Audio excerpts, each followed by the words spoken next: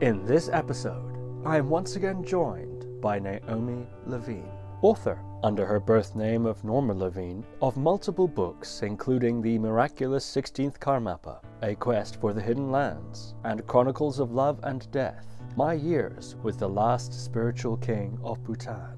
In this interview, Naomi discusses the life of Freda Bedi, born in 1911, and also known as Sister Palmo, activist, radical, and the first Western woman to take full ordination in Tibetan Buddhism. Naomi recounts Freda's upbringing, education at Oxford University, controversial marriage to the communist activist BPL Bedi, flight from Nazi Germany, and arrival in India. Naomi describes Freda's conversion to Buddhism, ordination, and founding of the young Lama's Homeschool, where she taught English to young Tulkus, such as Chogyam Trungpa, Ringu, Thupten Zopa, Chokyi Nyima, and more.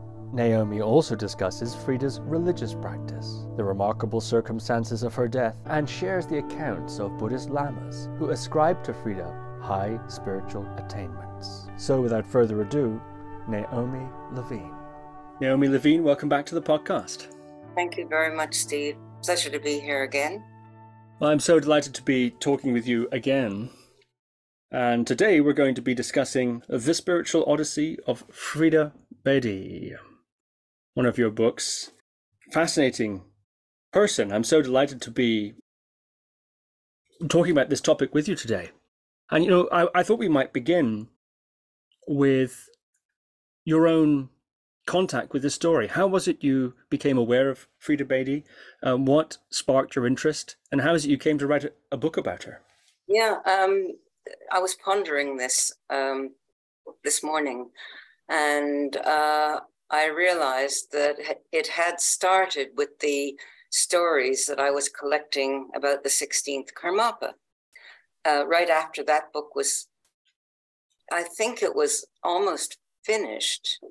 That book was almost finished when suddenly I got a message from somebody who knew a friend of mine that I ought to go and ask Freda Bedi, who is the eldest son of Freda and lives in Bangalore.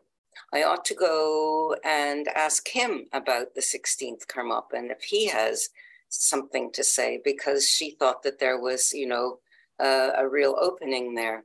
So I wrote a quick email to Ringu and told him I was coming to India at a certain time, and I was on my way to Goa, and would it be possible to drop in on him and have a cup of tea, basically. I didn't want to, ask too much at the beginning, because I didn't know whether he actually did have something important to say about the 16th Karmapa, but I thought it would be quite nice to meet him. So he replied very politely, very warmly, and I ended up in his house, and I was struck immediately by the light in the whole house in Bangalore. And he brought me immediately upstairs into the shrine room, which was Freda's shrine, but it was now the shrine room for the whole house. And there were pictures there of, there was a crucifix, there was Guru Rinpoche, there was Guru Nanak, there was the 16th Karmapa. I mean, it was all-in-one. It was an all-in-one shrine with some of the texts of Freda, and also the award that she had been given by Indira Gandhi as Woman of the Year for her social welfare work in India. And that was in a little kind of alcove of its own. So I sat there for a little while, and I thought, something remarkable is here, and it's lit up the whole house. Then as we talked, he said he didn't have that much to say about the 16th Karmapa. That was really like, it was Freda's. He only met the 16th through Freda, and he didn't really have much to say. But as I was leaving, he said, the ball is in your court if you want to write a book about mummy. Now, I pondered this very carefully. I took it to heart. I went back to the Karmapa and I asked him what he thought, and he said I should do it. I knew there was already another book in the offing and I didn't want to get in the way. And so I checked it out carefully. And then I began doing various research. However, the most important link in doing that book was that I had never met Freda. I was at Sherabling 2 years after she had passed away, Sherabling in India, where my guru's seat is. And I had somewhat befriended a Tibetan nun called Annie Zangmo, who was living on the same hillside, but on the other end of the hillside. And Annie Zangmo used to come to me frequently, kind of running out of breath and very excited. And she did this more than once, twice, 3 times. She told me the story of the passing of Mamila. She told me the story that her passing had been an extraordinary passing, that she had sat up in meditation, that she knew beforehand she was going to die. And after she passed away, there were all the indications of having died in the state of meditation, and which is what the Tibetans call Thupten. The body stays in meditation for a number of days. It doesn't decompose. And in fact, she added a few things that turned out to be not quite true. She slightly exaggerated it. She also said that the body got smaller and smaller, but that was not proven by anyone. So I listened to all this from Annie Zangmo, and I thought that's very strange, because when someone passes like that in Buddhism, everyone knows about it. I mean, it's a big deal. So why was this Western woman who had done so much for the Tibetans, as it turned out, why was this not known? I even asked my guru, and he was not inclined to make any statement at all. So it remained a mystery. Later on, when I explored the subject, when I decided to do the book and I explored the subject properly with the family, they maintained that the signs were there, that she had passed in a state of meditation, that there was perspiration on her brow, which is one of the signs of the meditation being completed, that her body was flexible, supple, so on, 4 days after, no rigor mortis, and many hundreds of people turned up for the cremation, monks of all kind, of all different orders. She had affected so many people. When they called the Karmapa, by the way, the family, Ranga and Kabir, when they called the Karmapa and told him about it, he said, take her body to Rumtek. But they thought, well, she's already passed, it's already like 36 hours. And by the time we get her onto the airplane at Siliguri, and then we take a jeep up to Rumtek, another several days will have passed, and we don't want to see her in rigor mortis. So we'll cremate her at Goody Oberoy's mansion, estate, as it were, because she had died at Goody Oberoy's right next to Goody Oberoy's apartment in the Oberoi Hotel, next door to her best friend, who had introduced her to the 16th Karmapa. So, so that was something that they later said that they regretted, not having taken her to Rumtek, because the Karmapa could see that she was not going to be in rigor mortis. So that sort of started me on the road of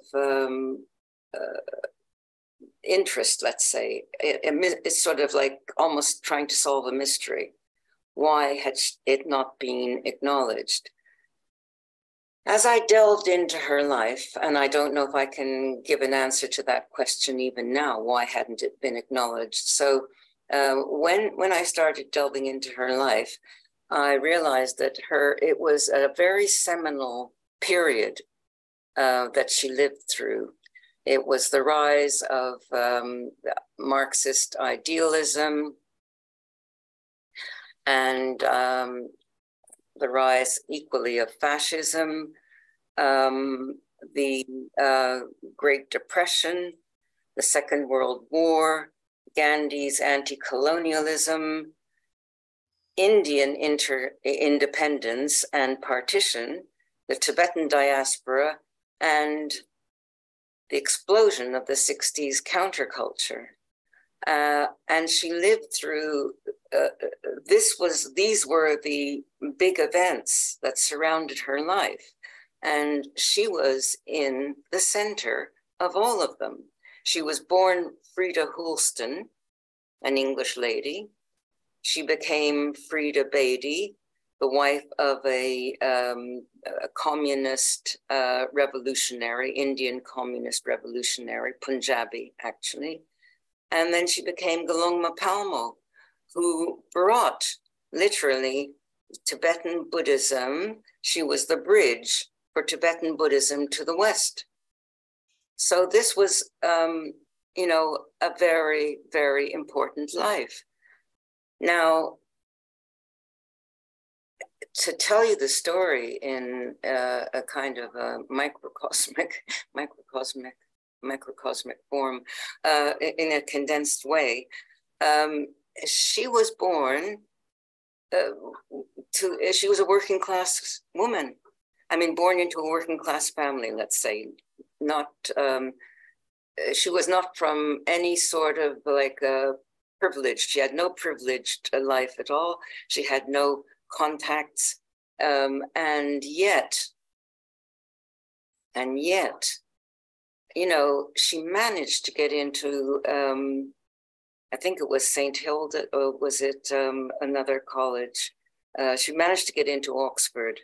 Now, there were only a few women's colleges at the time.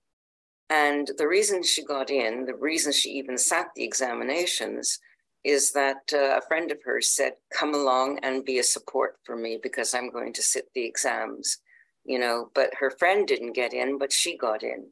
She got the coveted also scholarship. St. Hilda's, was it St. Hilda's? St. Hugh's. St. Hugh's, that's right. There she met some of the most incredible teachers were giving lectures at the time. Albert Einstein, Rabindranath Tagore, C.S. Lewis. C.S. Lewis and Tolkien. I mean, they were, you know, you can't imagine how thirsty she was for this kind of culture, this kind of information. And and I think Gandhi even gave a lecture there during her time. So this would have been a big deal for anyone. On top of that, she then met this very charming, charismatic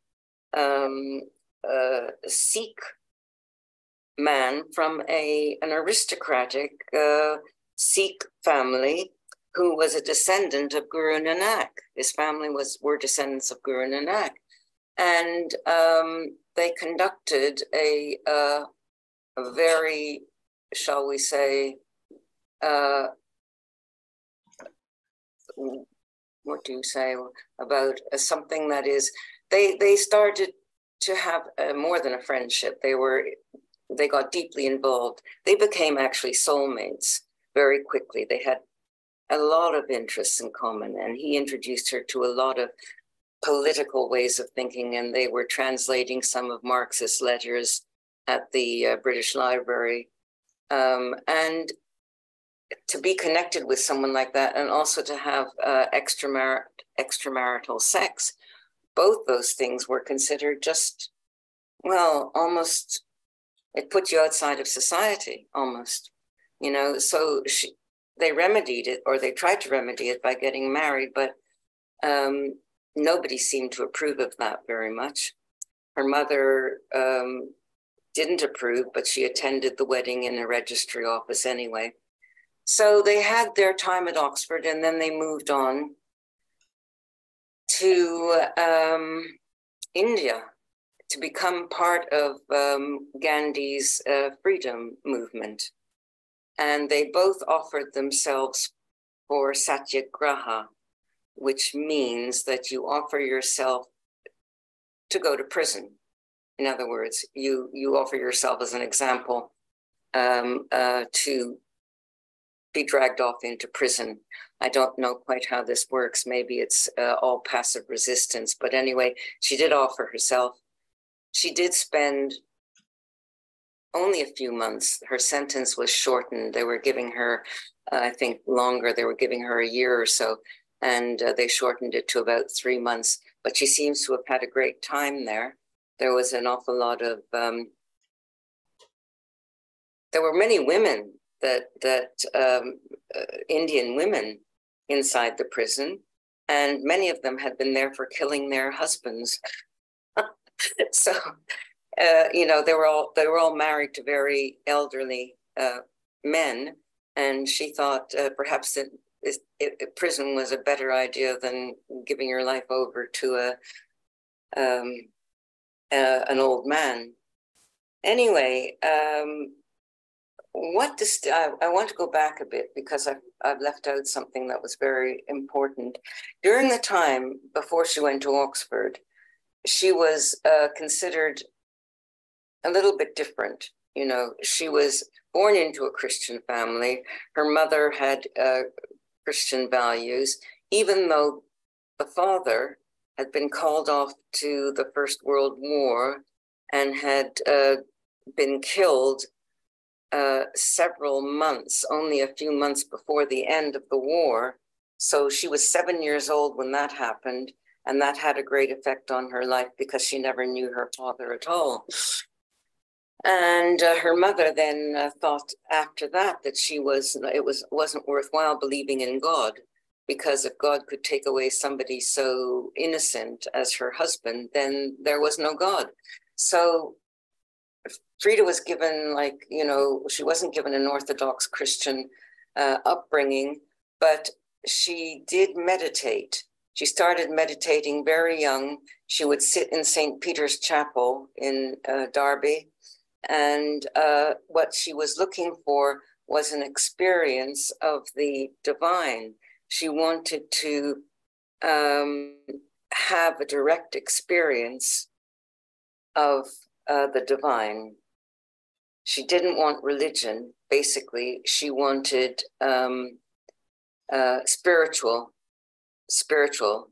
direct spiritual experience.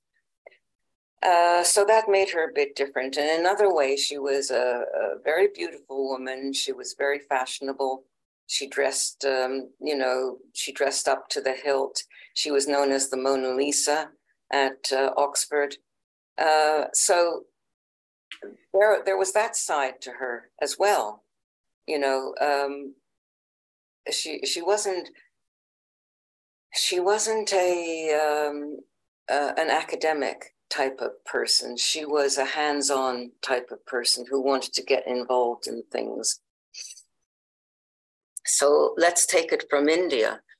She then entered a very, you know, Indian family setting in which she was welcomed like a daughter who was from another country, but she was never treated as anything other than a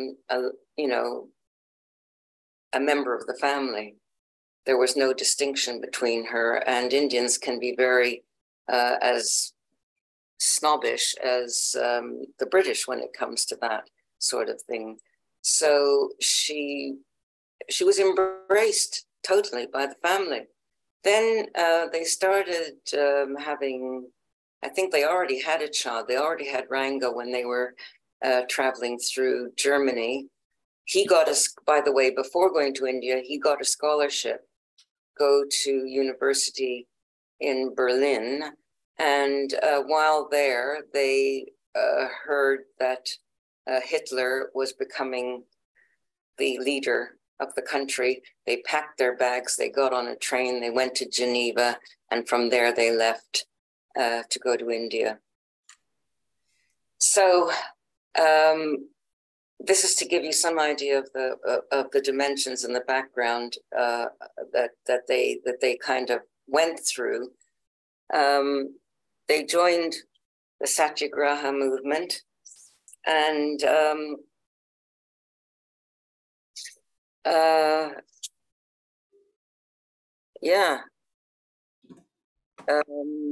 she made friends at Oxford with people like Barbara Castle and Olive Shapley, who was the originator of Radio 4 Woman's Hour. Barbara Castle, of course, was one of the longest standing Labour ministers.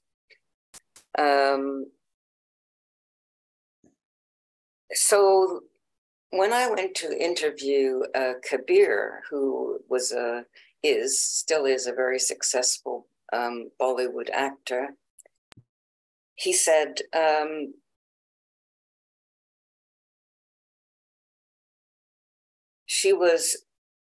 they lived their ideals. They lived for their ideals. They didn't live for money.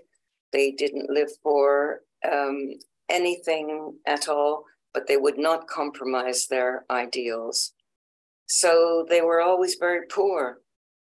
And even when they had a nice villa to live in, which Bedi had inherited, they decided to move out and to live in bamboo huts in a place called Model Town in Lahore.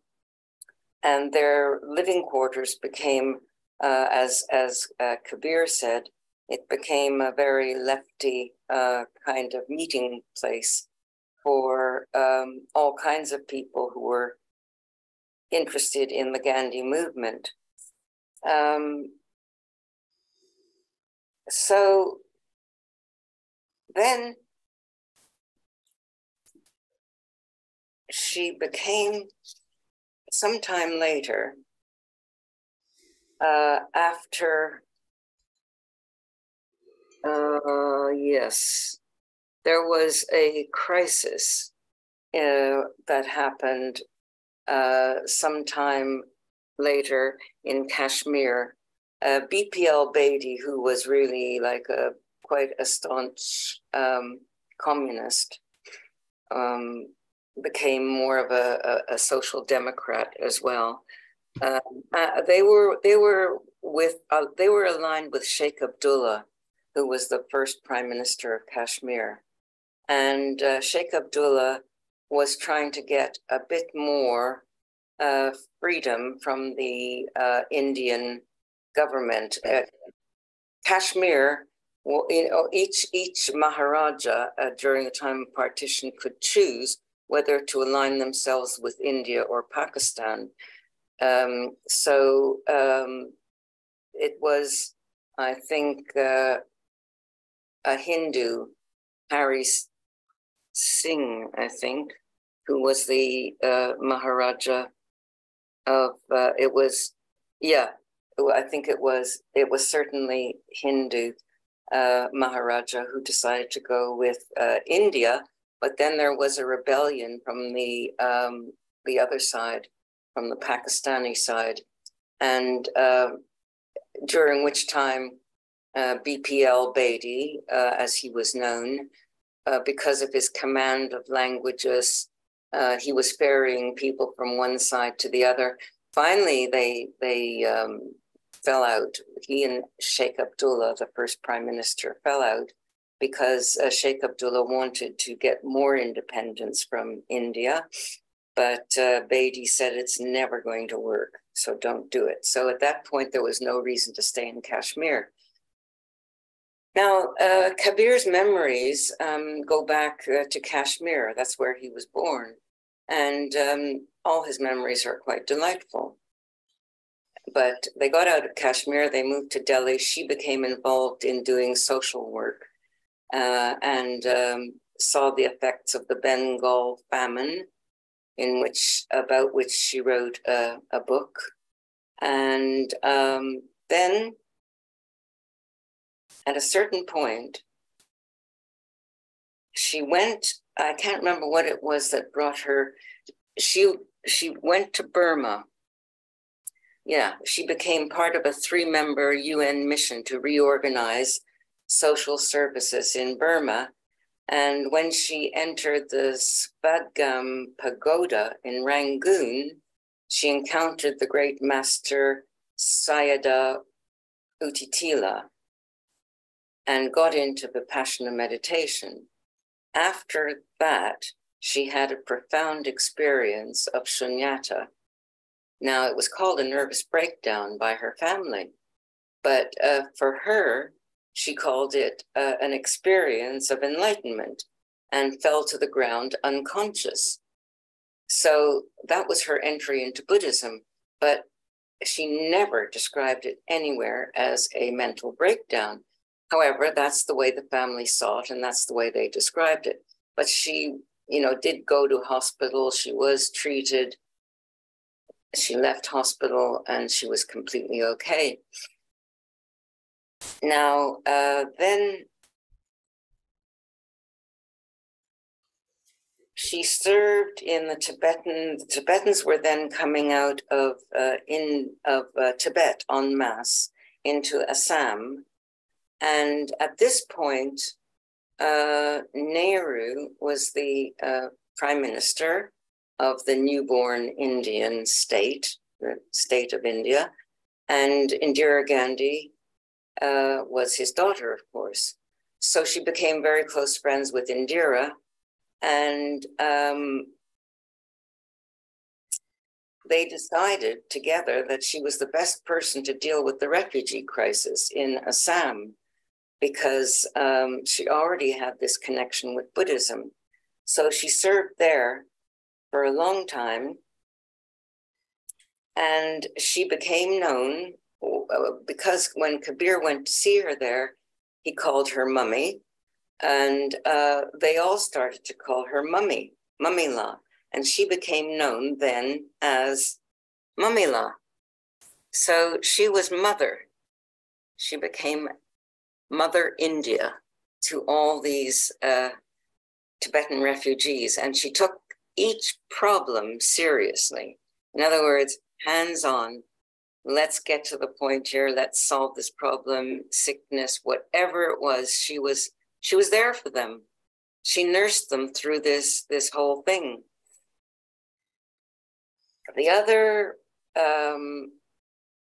thing that it led to, the most important thing perhaps that it led to, was that she founded the young Lama's Homeschool.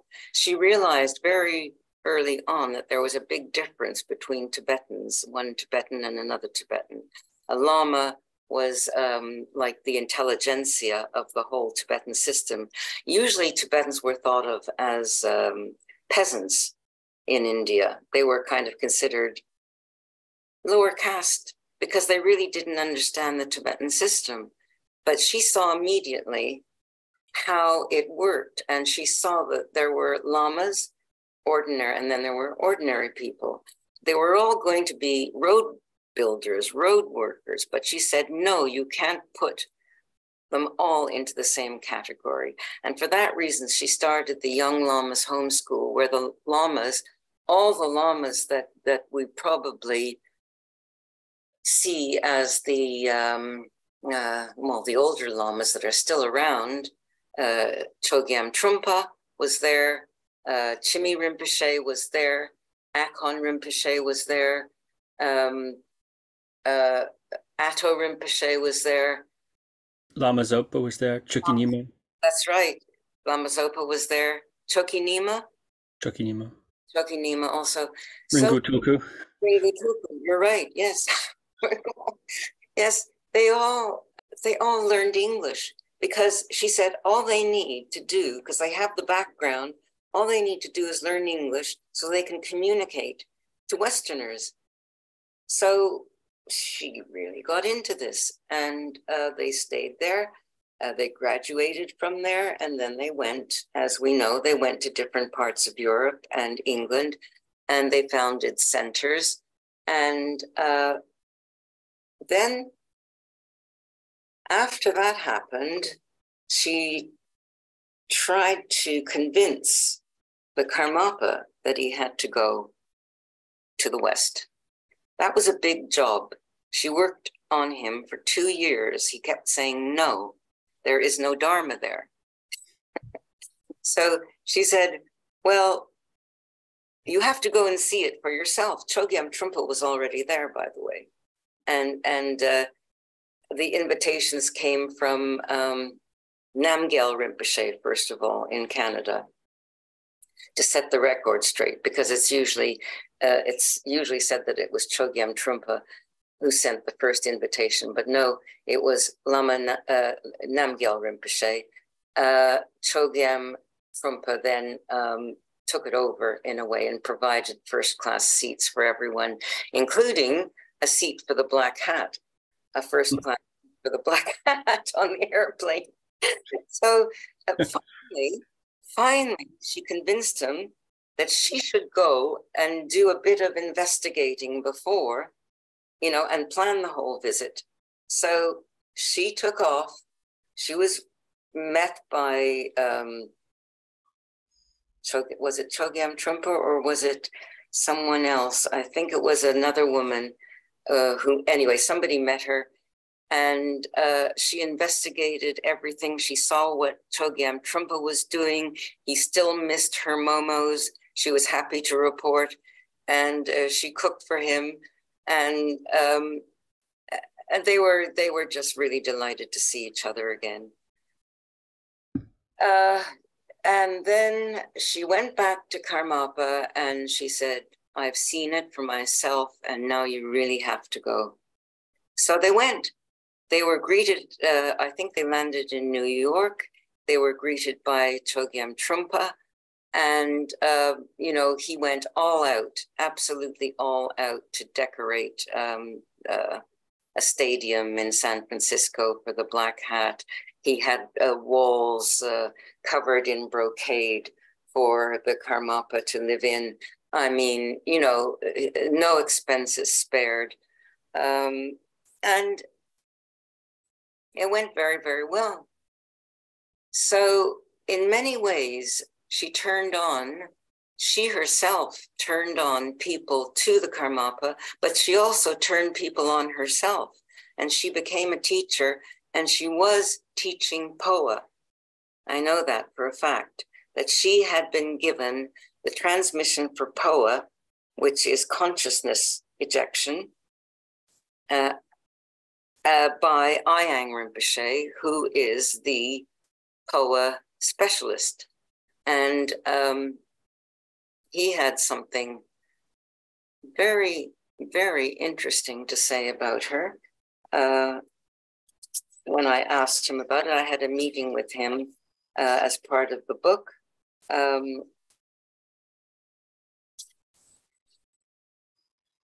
So Ayang Rinpoche said, Freda Bedi was first a worldly lady. Finally, she became a great spiritual lady. She was very great, not an ordinary lady. She was definitely a tulku or emanation. I believe she was a dakini. So she was the first Westerner to attain the exalted state of enlightenment, as far as I could see from my research. And it's also kind of interesting if you want to hear how another person saw her. I found a very interesting description by Didi Contractor. If you remember, Didi Contractor was also writing one of the 16th Karmapa stories, but she was a very close friend of Didi's. And Didi said, if I may read this, it's a couple of pages long, but I found it very, very interesting because Didi always had an original take on everything. And I always found her very interesting to talk to. So she said, we hit it off like a house on fire. I was delighted by her, amused by her Englishness, loved that she was also a foreign wife. We became good friends. When we look at a many-faceted figure like Freda Bedi, we see only one or two facets. But what is remarkable and memorable about hers is she was full of ambiguity and paradoxes. When there are paradoxes, you are closer to the truth. The ambiguity sits at the center. There was an ambiguity of ideology in the generation when her ideology was formed. The movement of the intellectuals in Oxford underwent massive orientations and changes. I'm fascinated by seeing her in the context of her background. I remember her saying, my first enlightenment, about when she was in Burma and discovered Buddhism. She came back and was changed by that experience. She referred to her epiphany as if it was an enlightenment experience. Embracing the experience of living with a joint family in a Punjabi village was also a wholehearted experience. In the Lahore years, she lived in a hut and slept on the floor and had oil lamps. And then Nora Richards in Andretta was one of her older friends whom she admired and emulated. Everything she undertook, she did completely and wholeheartedly. The whole bouquet is what Freda was. She kept moving as people do when they are on a journey. She's written much more, but I don't know whether I should continue reading. But there's another place. I think this is also quite interesting. She adored the 16th Karmapa, just as one might have a crush on somebody. All of us have crushes on our gurus. When we were going to receive darshan from the Karmapa and were taking roses to him, she busied herself taking off the thorns because she wanted us to present the flowers as representative of our actions.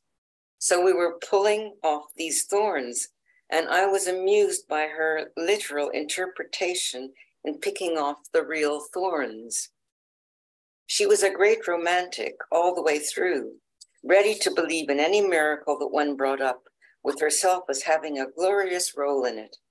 She saw us as part of the great unfolding of the religious history of the world. She liked to see things on a grand scale. She was not deeply intellectual. She was a big-hearted person. The last time I saw her, a month before her death, she knew she was on the way out. She was very aware of it. She didn't feel that she had to do a lot more. It was more important to be in the moment. She was ready to risk the future. She knew she was taking chances. Anyway, she didn't mind if she died. She was ready to go whenever it happened. So, what can I say? I was really moved by her story, and I think that she was somehow slightly pushed to the side in terms of, you know, the fame, not that she wanted fame or cultivated it, but she should have been better known, much better known. And I think that's one of the reasons that the books were written, was to give, people a chance to understand that she was the heart disciple of the 16th Karmapa, almost like a consort. I'm not talking about physical, but their minds were attuned. She did the pujas together with all the Tulkus in Rumtek. She had a place inside where no woman ever had a place before or since, as far as I know.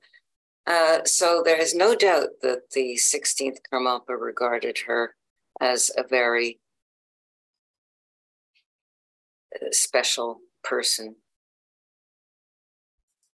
That's fascinating. So may I ask, if you were to speculate, why do you think she's not better known or championed? The only reason I can come up with is something happened around that time that she passed away that caused a great division in the Kagyu lineage. It was the controversy over the recognition of the 17th Karmapa. Now, that drew attention away from her life. But you see, she was a woman. She was a woman, and these great stories are not usually about women, certainly not at that time. So maybe it was just thought that, that nobody had really witnessed it except Annie Zangmo, but that's not true. And that Annie Zangmo then went over to the other side. She crossed this invisible wall, and then she was on the other side, on the other team, Karmapa, the other Karmapa team, so-called Karmapa, I have to say. But she crossed over that line, and then there was no interaction between the two sides. So it's possible that the chief witness just put herself out of the picture. And however, in a newsletter that I read subsequently, Barbara Petty, who was a great friend of hers and who was also a very solid devotee of Tai Situ Rinpoche, she wrote in a newsletter that Tai Situ Rinpoche had acknowledged that Freda Bedi was the first person to attain enlightenment, first Western person to attain enlightenment. So that was an acknowledgement quite a lot after a few years after it had happened. So I think that's the only thing I can come up with is something like that. It's not entirely satisfying, but it's the best I can come up with. There were just many things going on that it was a time of great turbulence. That's what I want to say. The whole thing was turbulent from the start in India. It was a very turbulent time, and actually in the world. She left her home and did not see her mother, even when her mother was on. Oh, she did go there, but she did go back one time. 14 years later, after the war, she went back with Kabir, with her baby Kabir, just to spend time with her mother. That was the first time that she could go back because the war was the great divide. You couldn't travel. So then. She wasn't even there at her mother's deathbed. She wasn't there when her brother, who was in the war, had been. I think he fell into the sea or something like that. He had something to do with the Navy. That's right, and surprisingly, she didn't even see him then. So she really kind of did not put her family first. So all this is to say that there was a lot of complexity in her life, a lot of ambiguity, a lot of exactly as Didi describes. It's not neat and tidy and one-sided. She was very multi-sided person, many-faceted person. I unfortunately never met her, but I looked at her. When I looked at her photograph in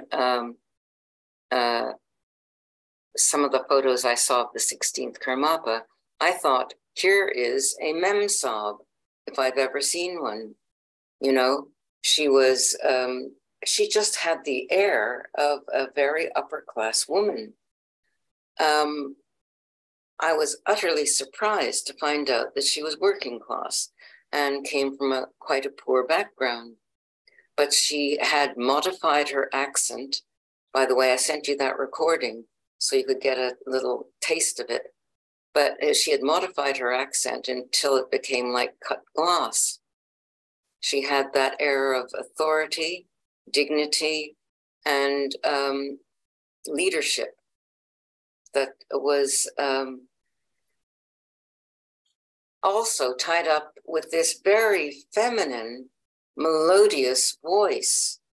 So she was arresting and charismatic in her own right. You mentioned her various friendships with influential people. That seems to be a theme in her life. Mm. I wonder if you've thought at all about how it was she was able to make such friendships and enter into all kinds of, should we say, elite closed circles that wouldn't perhaps naturally be open to her. Perhaps Oxford, certainly Indira, Right. certainly the inner circle of the 16th Karmapa. Yeah.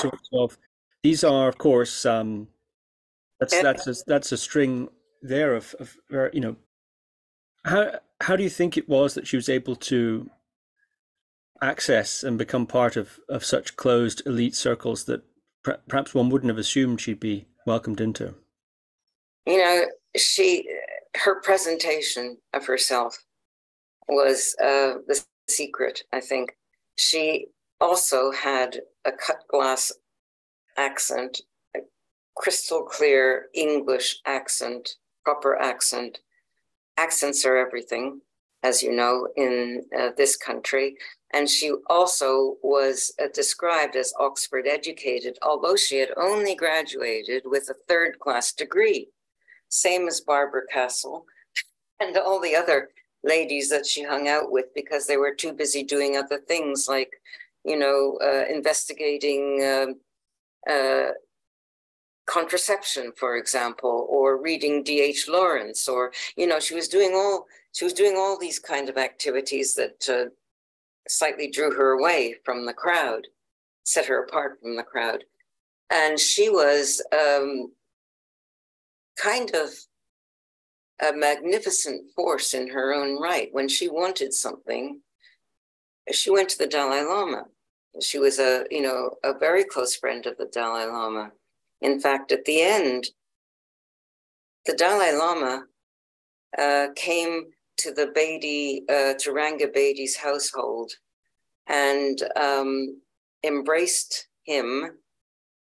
The Dalai Lama embraced Ranga and he said, "You bring Mummy's picture before my eyes."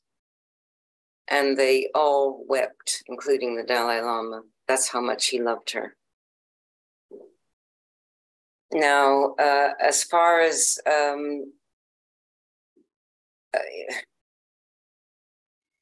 the movement that she was in, don't forget, had all the leaders about to become leaders all the people who were revolting in the Gandhi movement then became the controllers of India.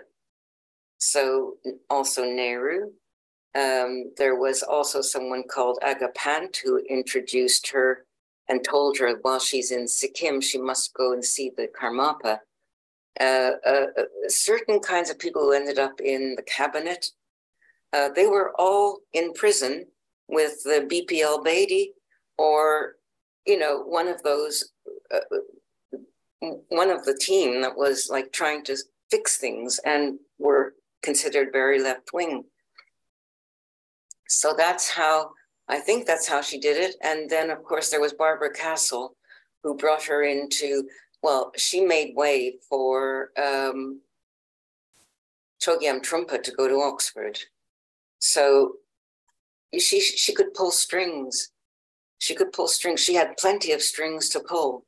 She also started like a Tibetan friendship society where a Tibetan would adopt, you know, an English person or whatever would adopt a Tibetan friend, a pen pal, so they could exchange letters and start to pick up a bit on culture and language.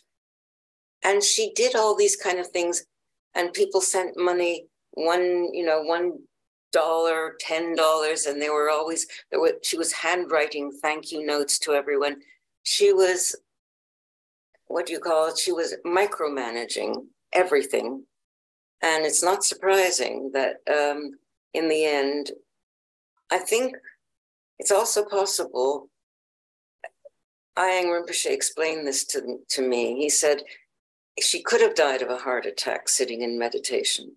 It could have been a heart attack, but that wouldn't affect her meditation, because what he thought was that she had done Dharmakaya Poa. And I think I want to read you a little bit about what he said. So I think it's the very last bit.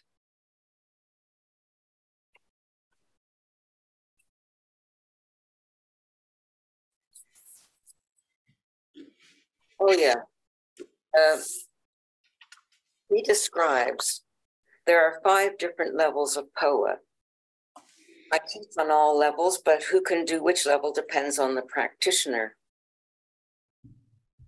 In the Poa teaching, it's mentioned that those who have clearly recognized Buddha nature in this lifetime and have realization of the practice at the time of death, the level of practitioner can do Dharmakaya Poa. The result of Dharmakaya Poa will show in the body, which will have lifelike characteristics, not like a dead body. The corpse of the dead will not rot. This indicates a recognition of the ground clear light. So he says, it doesn't matter even if she had a heart attack. Good practitioners will recognize when they will die. In Dharmakaya Poa, breathing has already stopped.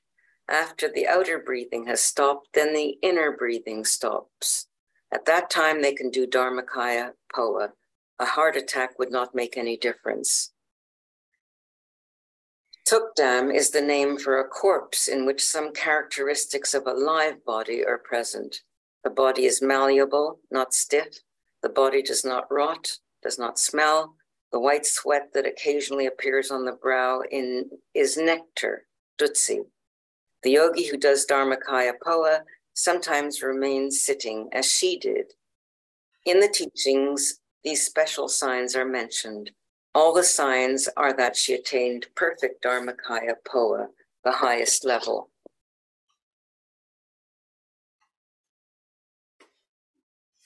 So that's my takeaway, really, is that more or less unrecognized. There was, as far as I know, no recognized reincarnation.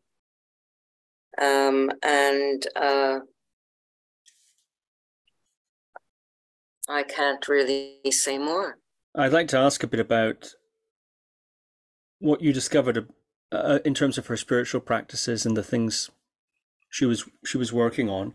But first, you write in the book that it was Oxford meeting BPL Bedi where the Marxist creed molded Freda's caring nature. Yeah. And she was involved in political revolutionary activity, activism, and so on. Yes. What do you think? To what extent do you think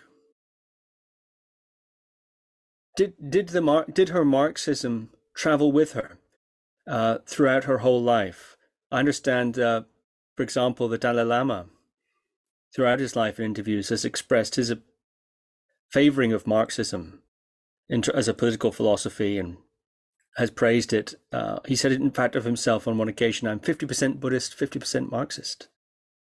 So I understand it's quite a popular ideology in those circles. So I'm curious, did her Marxism, in your opinion, travel with her throughout her life? Did her political activism continue, even when she became a nun and became involved in all the other various school and all that, the works that you mentioned?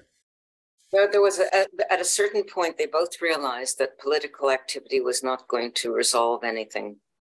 They both, the two of them, BPL as well. Yeah. After Kashmir, after trying everything in Kashmir. I think she did not take the Marxist ideal very seriously after that, although just, Marxist idealism is so different from the actual fact of communism, a communist state, that it's more a philosophy, a utopian, in a way, philosophy. And I think she began to see it that way as well. So she did her, he was, according to Kabir, he called his father a rabble rouser, not a Marxist revolutionary. He said his father could stir up an audience. That's what he did. His mother was never, he said, as far as he knew, his mother was never a card-carrying communist. But the Marxist idealism did inform her to some extent, because it then transformed really into Gandhi's stop colonialism, anti-colonialist movement. And she was, a great admirer of Gandhi's style of living. She said that her whole life had prepared her for living in mud huts, which they had to do at certain time, bamboo huts, mud huts, living on bare floors, sleeping rough. Her whole life had been a preparation for retreat, Buddhist retreats. So there is a thread there, there is a thread, but it gets turned into different things. It's the same heartfelt desire to help others that runs right through her life, but it gets called different names. I wonder if you have any more to say about the paradoxes and ambiguities. What are some of the paradoxes and ambiguities that Didi mentioned? Well, I found it very amusing that she picked her wardrobe so carefully before she was a nun. Even I think she was, what do they call it? When they tell somebody that you have to leave Oxford for a term, it's some kind of a punishment, because she was found sort of like after hours outside with the BPL, and she was a naughty lady. At that time, she was writing letters to her friend and saying, I've got this beautiful blue scarf I've just picked out, and I'm going to wear it with these shoes. And, I thought it was just so amusing, because she was very girly at the same time,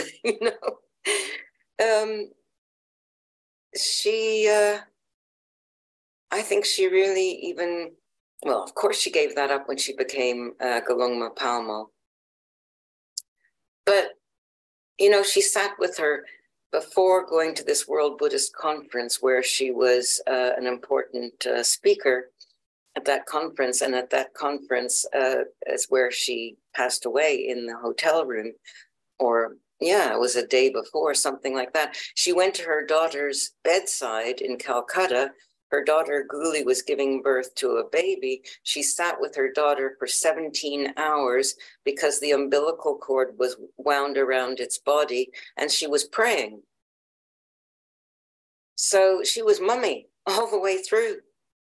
I think that is the thing that is the thread. She was Mother India. She was Mother everything, you know, Earth Mother, Dakini Mother. Every sort of aspect of Mother was in her. But oddly enough, she did not put her family really first. She put her dharma first. Yeah. But then, you know, she didn't become an Annie. She didn't become a nun until her children were well grown up. The youngest was 15 or 16. Still, the youngest, Guli, did miss her as a mother, and she didn't get the mothering that she wished she had. But Kabir stepped in as elder brother and took care of her. So she forgave her in the end, but she was a bit angry for a while, she confesses. I think that's a paradox shared by many famous humanitarians and people who are seen as great mothers or great fathers and so on. Often it's the inverse in terms of their own family. In terms of the way towards their own children, often the opposite is the case. It's interesting. That's right. And then they say that, you know, I'm now serving the wider family, the greater family. Yeah, it's also true. But the little people that you leave behind don't always appreciate it so much. And Guli suffered a little bit, but, you know, she came to terms with it. And her paradoxes were many like that.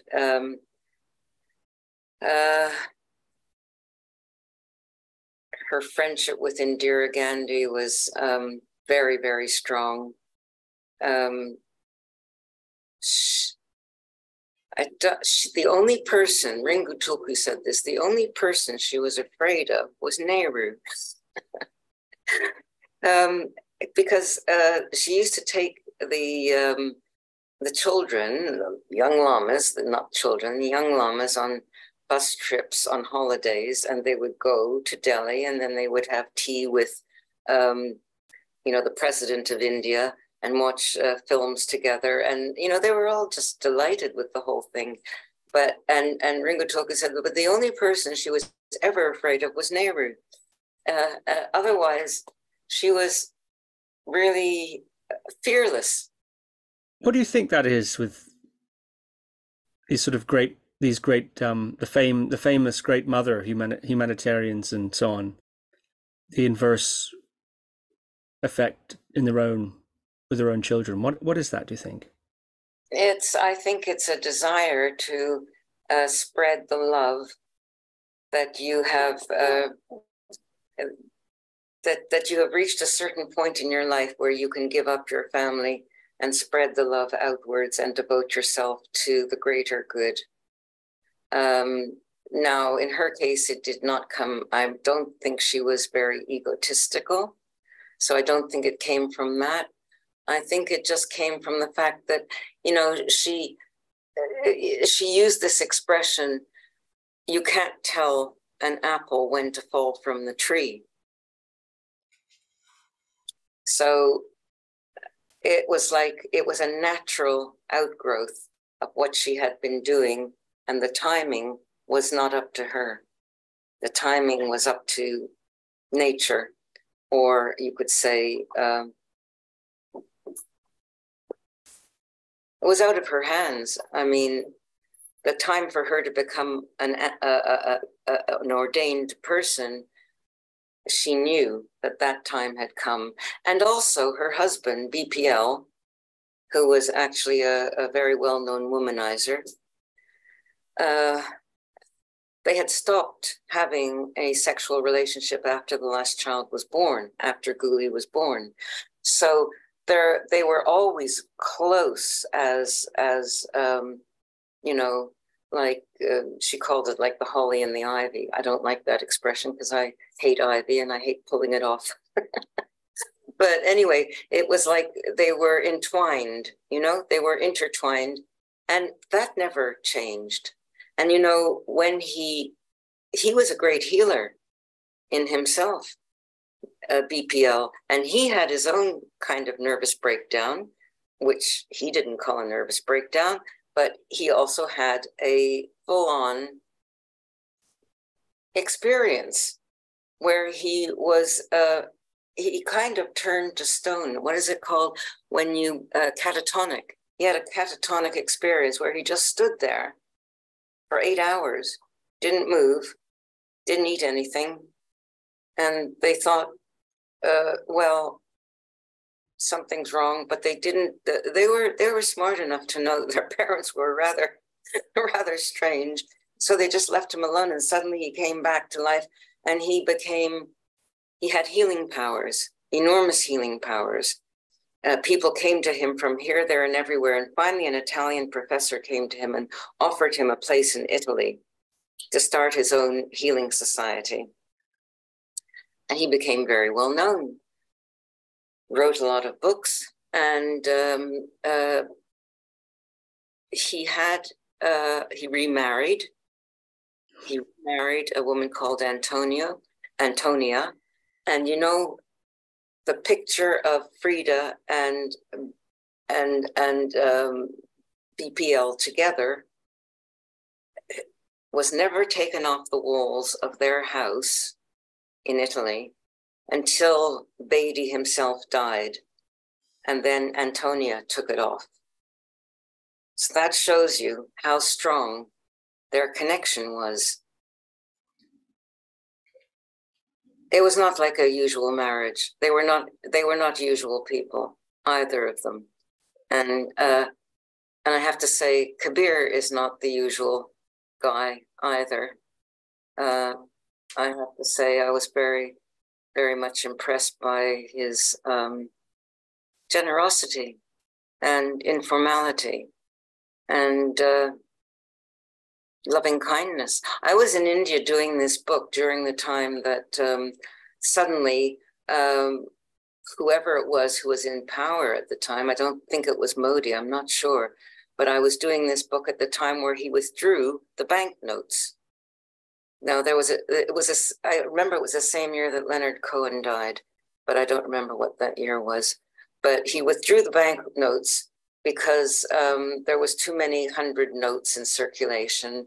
So he wanted to make 500 notes. So it meant that suddenly you'd go to the ATM to withdraw money and there was no money there. There were queues around the block. And I called Kabir and I said, look, do you think I could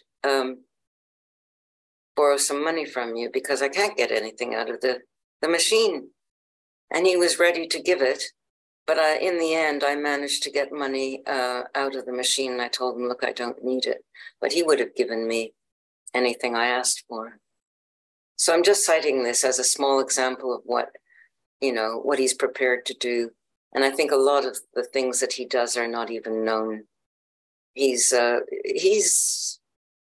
kind of pretty much a Buddhist. He was a novice monk in Burma together with his mother. He took vows. He went around with a begging bowl. He was the smallest, youngest little monk there, and they piled everything onto his bowl at the end. And there's a beautiful picture of him. I think it's really beautiful. That I think it was Ranga's wife who painted the picture, but let's see if I can find it. It's more or less at the beginning when he was a monk. Oh yeah, here we are. Here we are. If you can see this, it's on page 21.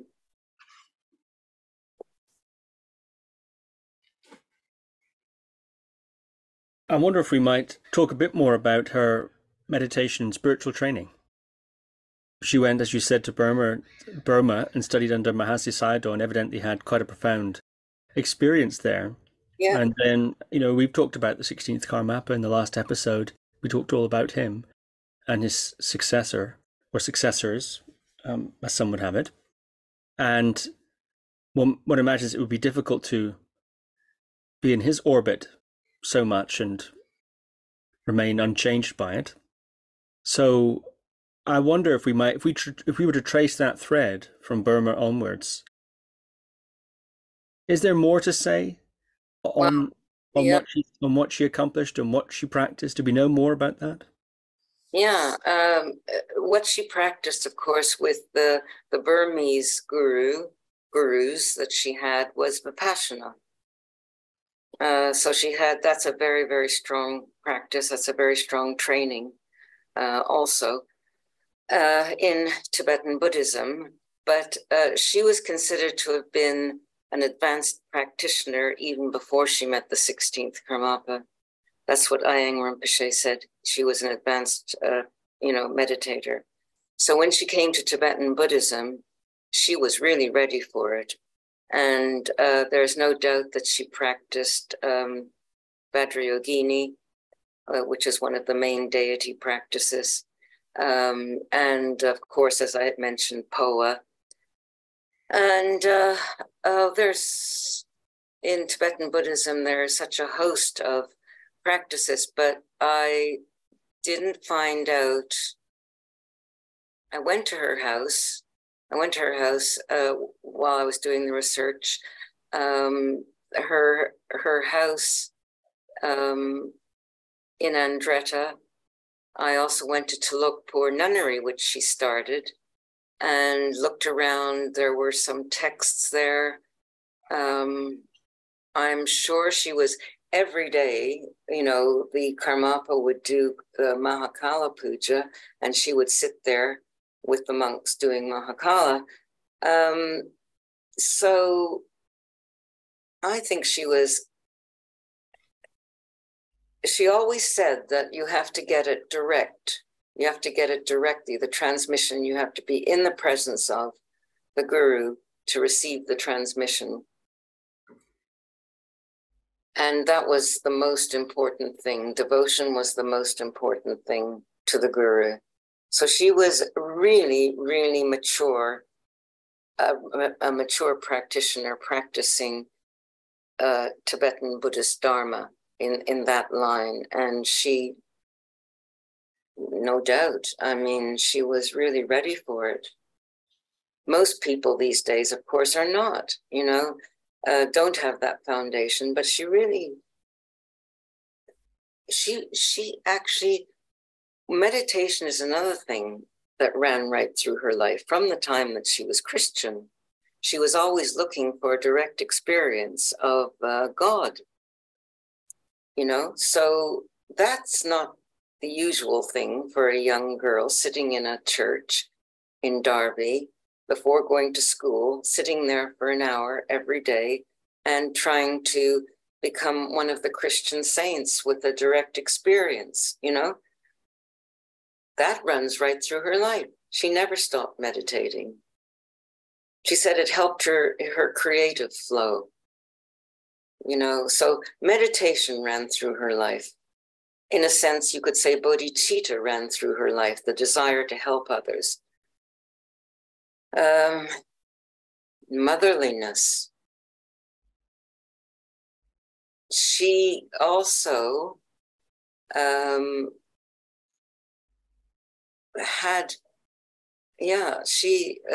on Mount Shasta in California, she spent some time there in retreat, and somebody called one of the Karmapa's devotees handed the 16th Karmapa a statue of Tara, and he said, Karmapa said later, Sister Palmo told him this, that Karmapa said that because of the timing of that, and the fact that it was a Tara statue, meant that his practice would grow and the center would grow and everything would come right. So I guess she was also a Tara emanation, I would say. But I'm just saying that. It's my feeling that she carried some kind of not just meditation, but some kind of embodiment of a deity, I think, was already planted in her mind, because she was somebody before, obviously, who had practiced a great deal. And, it could be that she was not meant to be recognized in that lifetime. There are bodhisattvas who are never recognized. There are many bodhisattvas who are recognized but don't do the activity of bodhisattvas. So I think she was one of the undercover bodhisattvas who didn't want name and fame, didn't want to be known as anything other than Mamila. In fact, the Dalai Lama said to her, she introduced her friend Olive. She introduced her friend Olive to the Dalai Lama, and the Dalai Lama said to Olive, "What do you call her?" And she said, "I call her Freda." And the Dalai Lama said, "I call her Mamila." See, that's how deep it went.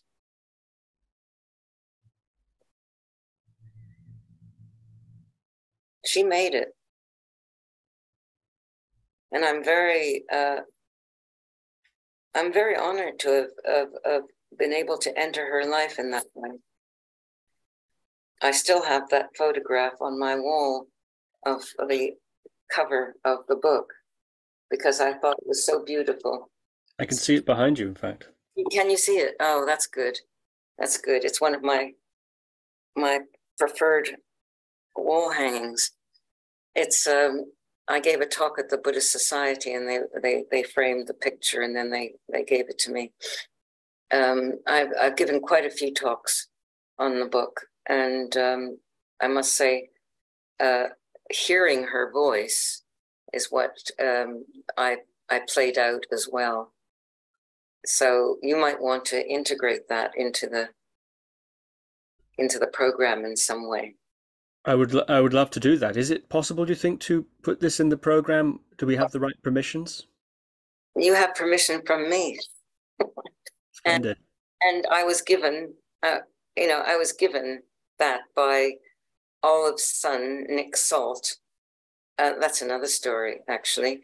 Interesting story. I suddenly heard that there was, that after Olive Shapley died, she left a pile of recordings to her son, Nick Salt, who never really looked at them very carefully. But one day he discovered that there was this recording of his mother interviewing Freda in 1968 when she was a nun, Galongma Palmo, in Roomtech.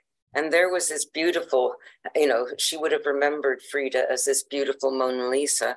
And suddenly there is sitting a bold woman, quite overweight, and wearing maroon robes. And she comes up with this perfectly English line, "You haven't changed a bit." And that's how the recording starts. And I thought it was delightful. Do you want to play any of it? yes, I might, if you, with your permission, include all of it. All of it. You have all of it. My permission is there. Splendid. Well, let's listen to that now. Let's do that. I'd just like to ask you, by what road you have come to this, for instance. Here you are in this monastery in Sikkim, a very remote part of the world.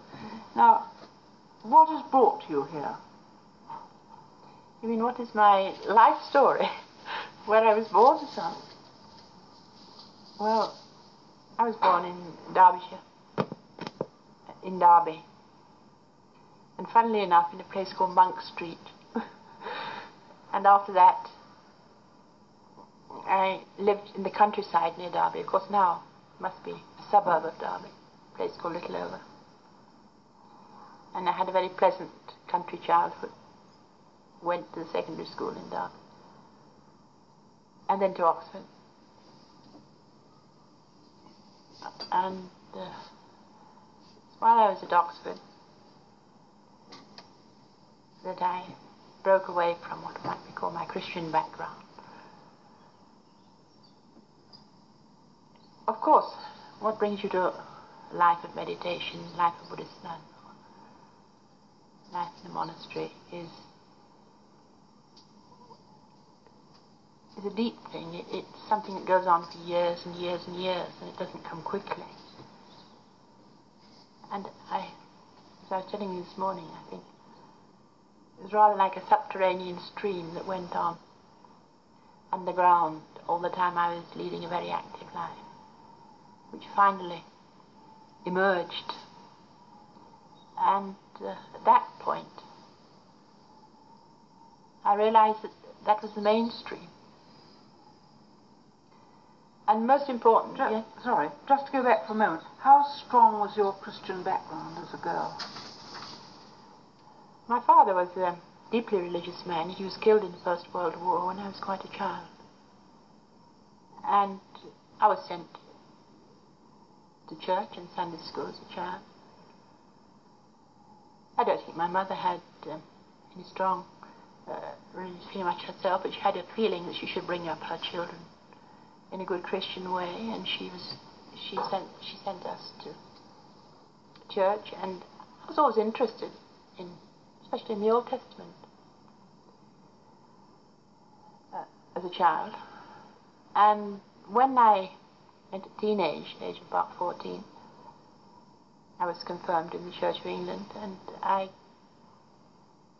took great interest in the mystical side of Christian religion. I don't like the word mystic very much, but I mean the deeper side of Christian religion.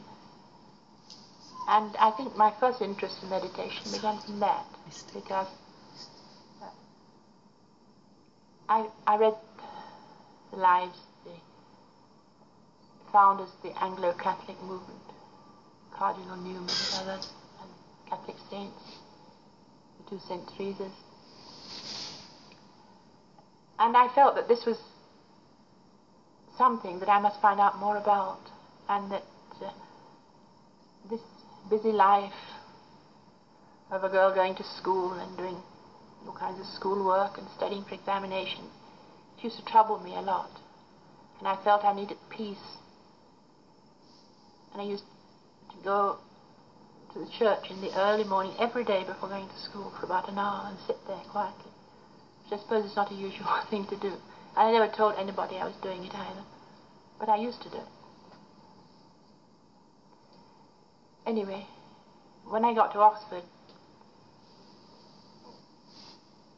suddenly a lot of doors opened, and I understood something about different other religions and ways of thought. And sort of the country girl going to Oxford. And at that time, I didn't really know what to do, but one thing I was sure about, and that was that the Christian religion was not the final answer as far as I was concerned. I had nothing against the Christian religion, still haven't. In fact, I think all religions are good. But I felt it wasn't the final answer for me, and that I must have the freedom of finding out for myself. So at that time I stopped going to church. Then I led the ordinary life of a university student, as you know. And while I was at Oxford, I met an Indian student.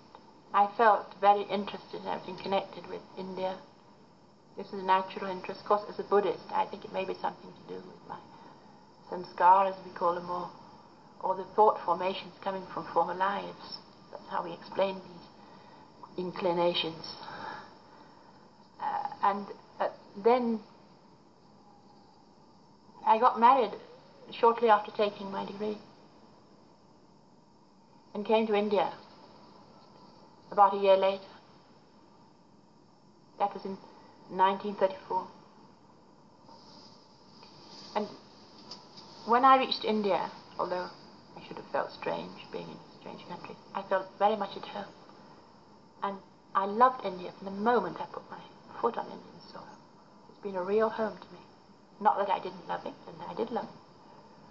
And there's still that feeling for England as the land of my birth, but there was something very, very deep in my love for India, although I couldn't speak the language and or communicate really. And beginning, lived in the Punjab, which is my husband's home. And it was a time of great stress and difficulty in India, the time of the freedom movement. And both of us, full of idealism about the independence of India, took part in the movement. That's a long story I needn't go into. But anyway, it was a very busy life. I was bringing up a family. My first child was born in 1934. And I was a lecturer in one of the first colleges for women in the Punjab, in Lahore. And I used to write, in fact, and move about a lot in the villages, mostly on this work connected with the independence movement. It was a very, very full life. But still that feeling persisted, that I must find out, well, the meaning of life, the meaning of suffering. Why and what and how, and I mean all the things one asks. And so in about 1937, I met a very interesting English woman. I don't know if she's still living. She used to be a big pianist at one time. She later became a Hinduswami. She said to me that you're interested in these deeper things, why don't you meditate? And she's told me one or two things about meditation, and from that, I mean, it was just an ordinary conversation, it wasn't really a lesson. I started meditating on my own, and I found it so absorbing and so revealing and satisfying that I used to try to keep on doing it. And I used to meditate also before writing. It helped me a lot. It helps the creative side of life. And when I went into the Himalayas in the summer, it's very hot in the plains in India, then I used to have periods of meditation. Nobody knew about it really, except my own family. Of course, all my family knew. And I used to take interest in practically all the Eastern religions. I didn't choose between them. I didn't get converted to any of them. And I used to read Sri Ramakrishna in his life, and the life of Guru Nanak. My husband comes from the family of Guru Nanak. And the Quran Sharif. Sorry, that's the Sikh leader. Yes, the founder of the Sikh religion. The descendant. My husband comes from a family of descendants of Guru Nanak. And the Quran Sharif, which is the Muslims' holy book, and the Bhagavad Gita, which is the main book of most Hindus, and some mystic poems from different religions, and the Bible still. And I used to keep the books on my table and just pick them up and think about them and meditate. But the meditation was not on anything. It was an attempt to reach beyond the mind, if you like to put it like that. Well, to cut a long story short, I had a very busy life, and after independence, we naturally remained in India, so we were living in Kashmir and in Delhi. I was working as a social worker and a writer most of the time, bringing up my family. I had 3 children by then. But still, this interest was very deep in my mind. In 1953, I got the opportunity to go to Burma for 6 months with the United Nations Social Services Planning Commission. It was very interesting. And because I had to go for 6 months, I had to leave my family behind for that short period. So I had more time to meditate, And while I was there, I met a most remarkable Buddhist teacher, actually a very remarkable monk who had been in England for 14 years and through the last war had been in ARP and a few other things, who really understood England and who was a very saintly person. And he taught me meditation on my request. And it was then that after about 8 weeks, I got my first flash of understanding. Can't call it more than that. But it changed my whole life. I felt that really this meditation had shown me what I was trying to find. Something of it, at least, I understood. And I got great, great happiness, feeling that I found the path. So although I really didn't know much about Buddhism at that time, and I felt that the Buddha had been what we call Tomba Lame in Tibetan, which means the leader supreme or the guide supreme, and that therefore I should take the Buddhist faith. So I told my family about it, and everybody was very understanding, and I became a Buddhist. That was in 1953. Then in 1956, His Holiness the Dalai Lama came to Delhi with a lot of Buddhists from all over the world for the anniversary celebrations. Lord Buddha, 2,500. And I got his blessing then. And in the meantime, I was studying meditation with another very wonderful Burmese guru, to whom I'm always grateful, Venerable Mahasi Sayadaw. And I went to Burma 2 or 3 times. In the meantime, carrying on, full life as a mother and doing a government job with one of the ministries as a social welfare worker. I was editing a social welfare magazine. And this went on until 1959, when the Tibetan refugees came into India. And at that time, I felt a great wish to help them. And I felt with my particular background, both as a Buddhist and as a mother and a social worker, perhaps I could help in the refugee camps. So the upshot of that was that I was sent on my own request to one of the transit camps near the frontier, and I worked with the Tibetan refugees for about 6 months, and helping the mothers and the babies, and doing all things that women can do, and also getting to know the lamas and understanding their problems.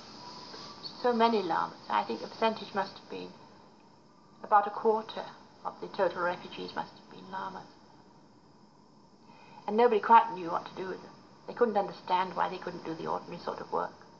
They thought they were shy of work, which wasn't true, because they worked terribly hard even in their monasteries. But they have to have the right sort of work, because after all, they've given up everything to be a lama. Everything that all human beings want, the home and family and comfort and the freedom of moving around and so on. And why have they given up all? Well, there's some reason for it, and they're not going to give it up without a wrench. Of course, there are the few who, coming into contact with modern life, will naturally give up their robes and decide to take to a lay life. That's different. But those who are really dedicated, we have to find out really what to do and how to help them keep the tradition alive, because it's very deep and very beautiful. We say of the teaching of the Buddha that it's beautiful in the beginning, beautiful in the middle, and beautiful at the end.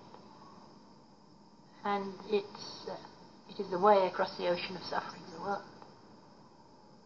And when you once realize the suffering of the world, and you've realized that there's a way across it, that is the time when you take the renunciation, and you feel that the only thing really worth doing is not the physical, actual work of the world, but helping the minds of people, put it like that, helping them understand how to overcome the suffering that every human being has. So that's the voice of Freda Bedi there in conversation with Olive. It's a wonderful artifact of her, and seeing as, that's what part of this interview is about, is bringing it to life. Yeah. Bringing it to life and bringing her life to be more widely known. I mean, I've known about Freda Bedi, of course. She is quite famous, and she's written about in Chogyam Trungpa's book, Born in Tibet. So I've come across her myself, of course, and I'm surprised that when you tell me that she's not more widely known, and presumably would be quite an inspiration if she was to many people, and perhaps a challenge to others, in fact. But it's a wonderful book here, The Spiritual Odyssey of Freda Bedi, published by Shang Tsung Publications. I recommend everyone get it. Lots of many interesting anecdotes, as well as it traces really, in parallel to her life, your own journey as you went all around the world and interviewed and met all kinds of people, and sometimes very serendipitously. And there are wonderful pictures in there. One thing is that Kabir is determined to make a film about that. He did congratulate me, and the whole family was very pleased with the book, and he liked it very much, and he was going to use it in some way to make a film. Maybe he'll combine all the 3 books. Probably he will, but he's looking for, he's looking for a producer, I guess. So I think that'll happen in the course of time.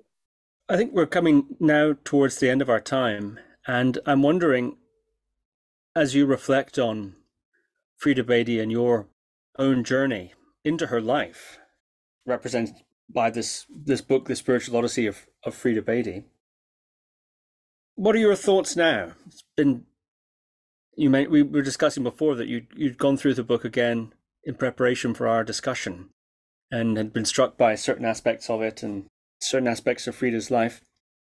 When you think of her now, what are your thoughts? What are your, I suppose, concluding remarks, or perhaps even further reflections from what you said in the book on her, now you've had some years' distance? I think she's really deeply significant in bringing, Chimi Rinpoche said the Dharma, he said to me while I was interviewing him, the Dharma that you have now would not be here without Freda Bedi.